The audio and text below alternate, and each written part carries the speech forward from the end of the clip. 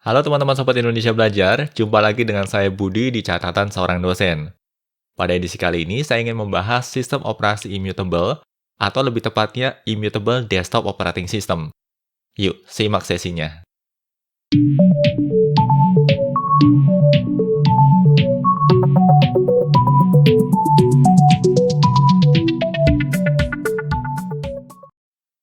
Sedikit latar belakang, sebelumnya saya memang pernah membaca artikel seputar sistem operasi immutable dari Fedora Magazine. Hanya saja tidak pernah terlintas dalam benak saya untuk mencobanya. Nah, beberapa waktu yang lalu, Mas Ahmad Hawari sempat memposting screenshot Fedora Kinoite yang dia gunakan di grup Linux Indonesia. Sekadar informasi, Fedora Kinoite merupakan salah satu sistem operasi immutable. Oh ya, bagi teman-teman yang tertarik, teman-teman juga bisa bergabung dengan grup Linux Indonesia. Link untuk bergabung akan saya sertakan pada deskripsi video di bawah ini. Member grup Linux Indonesia terbilang sangat aktif. Dan secara lingkup anggotanya pun sangat beragam. Mulai dari orang yang baru mulai belajar Linux, sampai para senior yang sudah menggunakan Linux selama belasan tahun. Oke, kembali pada postnya Mas Ahmad Hawari. Posting ini yang akhirnya menjadikan saya penasaran. Kok ada sih orang yang tertarik untuk menggunakan sistem operasi immutable? Lalu saya pun mulai mencoba Fedora Kinoite di virtual machine, sampai akhirnya berlanjut menginstalnya pada laptop saya. Dan akhirnya saya pun mulai terkesan dengan sistem operasi desktop yang immutable ini. Oleh karenanya saya pikir mungkin ada baiknya juga bila saya buatkan sebuah video khusus yang memperkenalkan sistem operasi immutable. Pertama-tama kita coba pahami terlebih dahulu apa yang dimaksud dengan sistem operasi immutable. Immutable OS menawarkan struktur root directory yang bersifat read-only dan tidak bisa diubah, atau istilah teknisnya immutable. Setiap package atau software yang diinstal pada sistem akan ditempatkan dan dijalankan pada layer atau lapisan yang terpisah dari struktur root directory. Salah satu tujuan utama yang ingin dicapai oleh Immutable OS adalah untuk memiliki host OS atau base OS yang tetap bersih, cepat dan stabil, bahkan setelah melalui banyak proses install dan uninstall berbagai packages, termasuk berbagai konfigurasi. Oh ya, sebelumnya saya kan sempat menyinggung soal Fedora Kinoite. Lalu apa itu Fedora Kinoite? Fedora Kinoite merupakan salah satu immutable operating system yang diperuntukkan bagi komputer desktop. Kinoite dikembangkan di bawah naungan Fedora Project. Selain Kinoite, Fedora juga memiliki immutable desktop OS yang lain, yaitu Fedora Silverblue. Yang membedakan adalah, Silverblue mengusung GNOME sebagai desktop environment, sedangkan Kinoite mengusung KDE Plasma.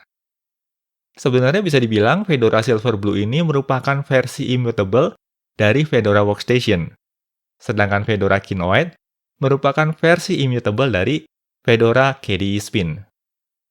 Keduanya memiliki base teknologi yang sama, yaitu OS 3. Mekanisme kerja dari OS 3 ini sangat mirip dengan version control system yang umum ditemui dalam bidang software engineering. Hanya saja di sini versioning sistemnya diterapkan pada keseluruhan file system tree. Oleh karenanya OS 3 ini juga seringkali dikenal sebagai Git untuk sistem operasi. OS 3 inilah yang menangani proses deployment dan updating OS image. Di sini saya perlu kembali highlight bahwa OS image ini sifatnya read-only dan mencakup keseluruhan file system tree mulai dari root directory. Proses update-nya pun bersifat atomik, karena proses update dikemas dalam bentuk satu image utuh. Nah, ini juga yang akhirnya memungkinkan kita untuk melakukan proses rollback ke OS image versi sebelumnya dengan sangat mudah. Di sini, sebagian dari kalian mungkin ada yang mulai bertanya-tanya.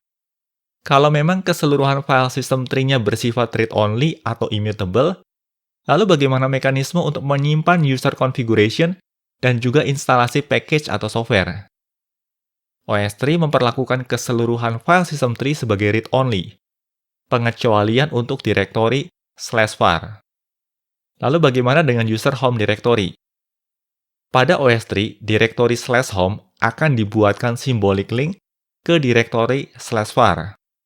Semisal, untuk user directory /home/budi, OS3 akan membuatkan symbolic link ke /var/home/budi. Lalu terkait proses instalasi software, karena keseluruhan file system tree-nya bersifat read-only, maka kita tidak bisa menggunakan package manager DNF yang umum digunakan pada Fedora Workstation dan Fedora Spin. Di sini OS3 menawarkan 3 mekanisme untuk melakukan proses instalasi software atau package. Mekanisme pertama adalah dengan memanfaatkan Flatpak. Flatpak menjadi pilihan utama untuk melakukan instalasi aplikasi GUI di Fedora Silverblue dan Fedora Kinoite. Seperti kita ketahui bersama, Flatpak merupakan universal package installer di Linux yang paling populer. Lalu bagaimana dengan aplikasi CLI seperti Vim, NeoFetch, dan Edgetop? Untuk aplikasi CLI, proses instalasi dilakukan dengan memanfaatkan Toolbox. Toolbox ini merupakan utility yang memungkinkan kita untuk berinteraksi dengan kontainer. Di sini Fedora mengusung Podman sebagai teknologi kontainer. Lalu bagaimana bila kita membutuhkan aplikasi GUI yang tidak tersedia di Flatpak? Nah, di sini kita memiliki mekanisme ketiga untuk melakukan instalasi software, yaitu package layering.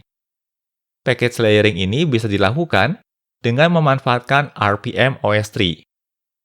Saya berencana untuk membuatkan video khusus yang membahas proses instalasi Fedora Kinoite beserta proses instalasi aplikasi dengan memanfaatkan ketiga mekanisme berbeda ini. Jadi pastikan kalian untuk stay tune terus di channel Indonesia Belajar. Oke, selanjutnya saya akan mengajak kalian untuk melihat kelebihan dan kekurangan dari Immutable Desktop OS, khususnya yang ditawarkan oleh Fedora. Kelebihan utama yang ditawarkan oleh Immutable OS adalah tingkat stabilitas serta security yang benar-benar rock solid. Karena memang base OS-nya bersifat read-only.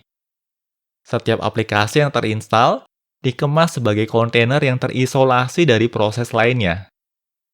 Bagi kalian yang terbiasa dengan containerized application development, saya rasa kalian akan sangat menyukai sewaktu menggunakan Immutable Desktop OS ini. Oke, itu tadi kelebihannya. Selanjutnya saya akan highlight kelemahannya.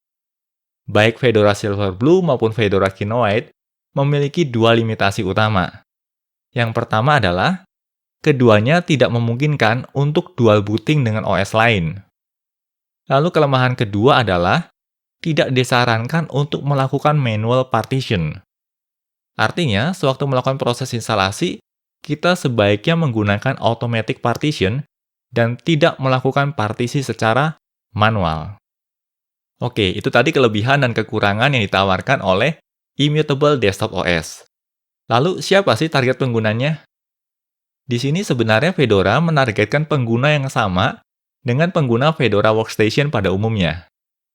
Hanya saja saya berpendapat bahwa sistem operasi Immutable ini akan lebih ideal digunakan oleh software developers, khususnya yang memang sudah terbiasa bekerja dengan kontainer seperti Docker ataupun Podman.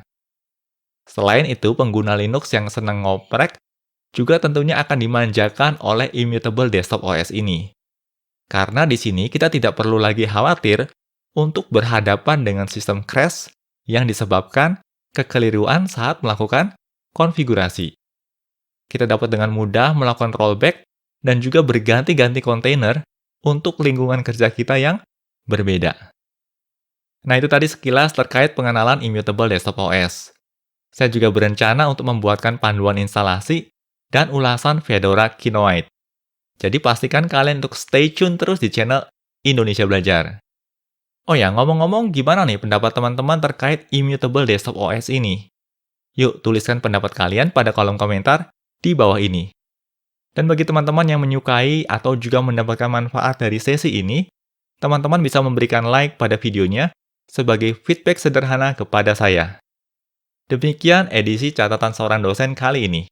Salam Indonesia Belajar, banyak belajar biar bisa bantu banyak orang.